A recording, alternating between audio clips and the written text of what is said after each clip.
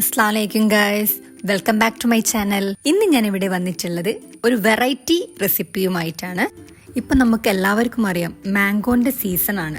എല്ലായിടങ്ങളിലും mango ചീപ്പ് റേറ്റിന് കിട്ടുന്നത് കൊണ്ട് എല്ലാവരുടെ വീട്ടിലും ഈ ഒരു മാംഗോ ഉണ്ടായിരിക്കും. അത് നമ്മൾ ജ്യൂസ് അടിച്ചിട്ടും പുഡിംഗ് ആയിട്ടും അങ്ങനെ പലതരത്തിൽ നമ്മൾ ഉണ്ടാക്കി നോക്കാറുണ്ട്. ഇന്ന് ഞാൻ മാംഗോ വെച്ചിട്ട് ഒരു കിഡു ഐറ്റമാണ് ഉണ്ടാക്കുന്നത്. അതിന് നന്നായി പഴുത്ത മാംഗോ ആണ് വേണ്ടത്. അത് തൊലി കളഞ്ഞ് ചെറിയ പീസുകളായിട്ട് ഇതുപോലെ മുറിച്ചെടുക്കുക.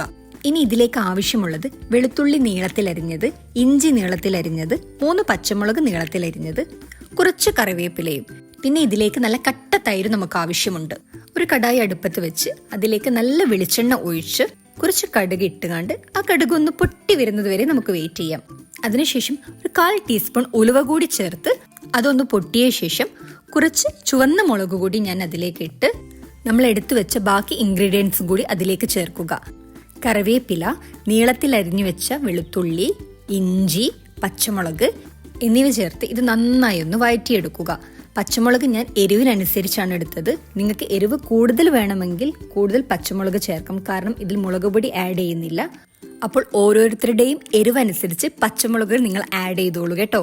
ശരിക്കും ഈ ഒരു റെസിപ്പി നമുക്ക് വളരെ സിമ്പിളായിട്ട് ഉണ്ടാക്കി നോക്കാം. മാങ്ങ വീട്ടിലുണ്ടെങ്കിൽ നിങ്ങൾ മസ്റ്റായിട്ട് ഇതൊന്ന് ട്രൈ ചെയ്ത് നോക്കണം.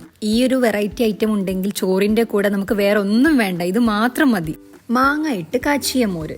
ശരിക്കും പറഞ്ഞാൽ ഒരു മോര് കാച്ചിയതിൽ കുറച്ച് മാങ്ങ ഇട്ടെന്നേ ഉള്ളൂ. ഒരു വെറൈറ്റി സ്റ്റൈലിലുള്ള ഒരു ഡിഷ്. അങ്ങനെ ഇത് നന്നായി ഒന്ന് വയന്നു വരുന്നതിന് ശേഷം ഒരു 1/2 ടീസ്പൂൺ മഞ്ഞൾപ്പൊടി ഇതിലേക്ക് ആഡ് ചെയ്ത് കൊടുക്കുക. ഈ മഞ്ഞൾപ്പൊടിയുടെ പച്ചമണം മാറുന്നത് വരെ ഇത് നന്നായി ഒന്ന് ഇളക്കി കൊടുത്തതിന് ശേഷം നമ്മൾ അരിഞ്ഞു വെച്ച മാങ്ങ ഇതിലേക്ക് ആഡ് ചെയ്ത് കൊടുക്കുക. ഇനി ഇതിലേക്ക് ആവശ്യത്തിനുള്ള ഉപ്പ് കൂടി ചേർത്ത് കൊടുക്കുക. എന്നിട്ട് ഇവ നന്നായി ഒന്ന് വഴറ്റിയെടുക്കുക. ഇത് ഒരുപാട് കുക്കായി പോവരുത്, ജസ്റ്റ് ഒന്ന് ഇളക്കി കൊടുത്താൽ മാത്രം മതി. ഇതുപോലെ കഷ്ണങ്ങളായി തന്നെ ഇത് കാണണം, എന്നാലേ ഇത് കാണാൻ തന്നെ ഒരു ഭംഗി ഉണ്ടാകുള്ളൂ. ഇനി ലാസ്റ്റ് സ്റ്റെപ്പായിട്ട് നമ്മുടെ കട്ട തൈരാണ് നമുക്ക് ഇതിലേക്ക് ആവശ്യമുള്ളത്. ഇതൊന്ന് മിക്സിയിൽ ഇട്ടിട്ട് ഞാനൊന്ന് അടിച്ചെടുത്തിട്ടുണ്ട്. ചെറിയ ചെറിയ കട്ടകളിൽ നിന്ന് ഒഴിവാക്കാൻ വേണ്ടിയാണ് അങ്ങനെ ചെയ്തത്. ഇനി ഇതിലേക്ക് നമ്മുടെ തൈര് ഒഴിച്ചു കൊടുക്കുക. കുറച്ച് വെള്ളം കൂടി ചേർത്ത് കൊടുത്ത് ഇത് നന്നായി ഒന്ന് മിക്സ് ചെയ്തെടുക്കുക. നിങ്ങൾക്ക് ഇത് നല്ല കട്ടിയിൽ വേണമെങ്കിൽ കുറച്ച് വെള്ളം ചേർത്ത് കൊടുത്താൽ മതി. ഇവിടെ എല്ലാവർക്കും കുറച്ച് ഗ്രേവി ടൈപ്പാണ് ഇഷ്ടം, അതുകൊണ്ടാണ് ഇങ്ങനെ ചെയ്തത്. ഇനി ഇത് ജസ്റ്റ് ഒന്ന് ചൂടാക്കി എടുത്താൽ മാത്രം മതി, തിളപ്പിക്കരുത്. അങ്ങനെ നമ്മുടെ മാങ്ങ ഇട്ടൊരു നാടൻ മോര് കാച്ചിയത് റെഡി ആയിട്ടുണ്ട്.